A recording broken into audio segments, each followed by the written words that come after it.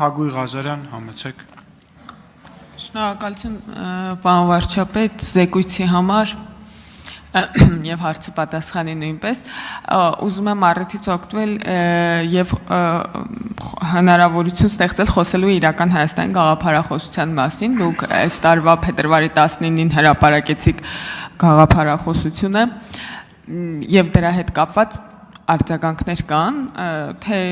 դրական, թե բացասական, ես մի քանի արձագանքի վերաբերյալ կուզենամ այստեղ խոսենք,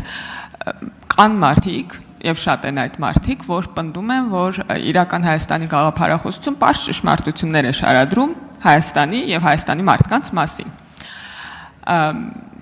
Եթե համամիտ եք դրա հետ կամ համամիտ չեք, կուզեմ դրան արձագանքեք եւ ասեք ինչու առաջացավ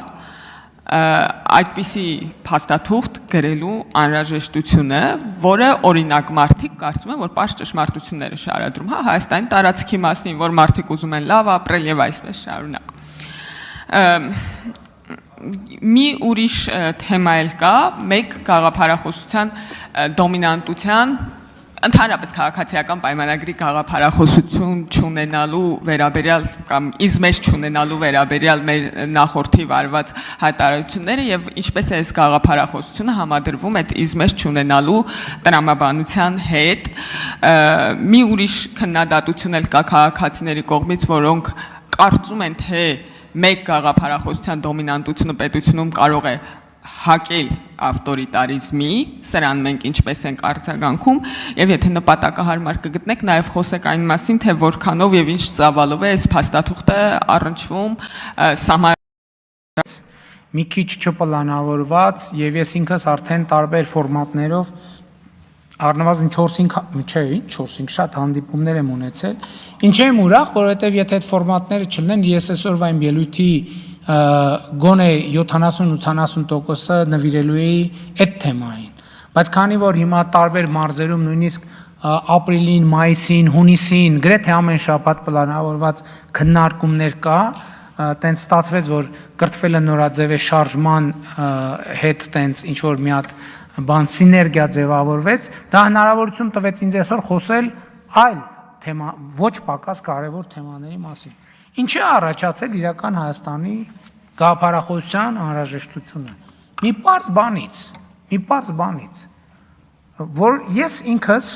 եւ մենք կարծում եմ ինքներս մեզ հարց են տվել, եթե մեր ճշմարտությունները, ընդ որում ես ասում եմ մեր ասելով հասկանում եմ Հայաստանի Հանրապետության ժողովրդի եւ հայ ժողովրդի մենք բոլորս համոզված ենք, չէ, որ մեր ճշմարտությունները անառարկելի ճշմարիտ են։ Եթե մեր ճշմարտությունները անառարկելի ճշմարիտ են, եւ մենք հետեւականորեն գնում ենք այդ ճշմարտությունների հետևից, խորապես համոզված լինելով դրանց անառարկելի, անբեկանելի լինելու մեջ, ինչի է դեպքում այս չի ստացվում, այն չի ստացվում, այն չի ստացվում, այն չի ստացվում, այն չի ստացվում։ Կարող է այնուամենայնիվ մենք ինչ որ մի բան այդքան էլ լավ չենք ընկալում։ Կարող է այնուամենայնիվ մենք ընկել ենք աստվածաշնչյան կամ նոր կտակարանային այն բանի մեջ, նախադասության մեջ, որտեղ ասում է, որ պիտի նայես եւ պիտի չտեսնես։ Կարող է մենք նայում ենք եւ չենք տեսնում։ Եվ իրական Հայաստանի գաղափարախոսությունը այդ իդեան առաջինը ինքներս մեզ մի հատ նայելու բան է։ Հասկանալ, այդ որ որոշ տեղերից ինչ որ մի բան լսում ենք, դա նրա համար է, որ այդ ասողները այդպես մտածում են, թե նա նրա համար է, որ իրանք գիտեն, որ մեզ հետ խոսալիս օրինակ պետք է ասել այդպես։ Եվ այլն եւ այդպես շարունակ։ Կամ մեր ցավոտ պրոբլեմները ինչքանով են, ասենք, ուրիշ այդ թվում մեծ երկրների ներքաղաքական կյանքի ինչ որ մի մաս, որ ուղղակի կարող է այնտեղ 1%-2% ձայնի թեմա լինի եւ այդ բանը, այդ ձայնի թեմաների բան անեն։ Այդ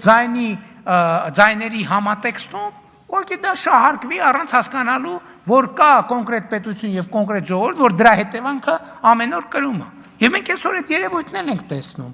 Տեսեք, երկրներ կան, որտեղ ընտրություններ կան, հիմա դուք կտեսնեք սենց ինչ-որ սենց դրսևորումներ, էլի, մարդիկ, որոնց սենց կուրծքը պատռում են եւ պատրաստ են ինքնաոչնչանալ հանուն հայ ժողովրդի, բայց իրականությունը 100 ձայնի խնդիր ունեն կամ 300 կամ 400։ Մենք պետք է հասունանանք, հասկանանք, որ մենք բան չենք, էլի, մանուկ չենք միամիտ, որ մեր սենց բռնած, սենց տանեն։ Եվ դա դրա հետևանքն է։ Ես մեր շատ միջազգային գործընկերներ եմ ասել, հիմա հաջորդ անգամ մարդիկ կան, որ տենամ ավելի կոպիտ եմ ասելու։ Ասելու եմ, որ դուք մի քանի բանի համար, ձեր մի քանի 100 ձայն ավել ստանալու համար, ուղղակի բան եք անում, մանիպուլացնում եք եւ արհամարական վերաբերմունք եք ցուցաբերում մեր պետական շահերի նկատմամբ։ Եվ այդ ասելուց հետո էլ են մարդիկ կան, որ նույն ձևի կրկնել են եւ եթե առիթ լինի, եթե իրանք ընտրություններում ընտրվեն, այդ բանը ես ասելու եմ իրանց։ Իսկ համադրության հետ կապված մի քիչ երկար կտևեն հենց խաղ։ Պարոն վարչապետ, բաց մնացած հատվածին, եթե նպատակահարմար կգտնեք, անդրադարձեք։ Իրական Հայաստանի գաղափարախոսության այդ ներկայացման մեջ, որ ես պատրաստել եմ, հատուկ անդրադարձ կա համադրության թեմային, բայց դա իրականում անդրադարձա ոչ թե համադրության թեմային, այլ Հայաստանի ժողովրդի եւ Հայաստանի իրավակարգի հարաբերությունների թեմային։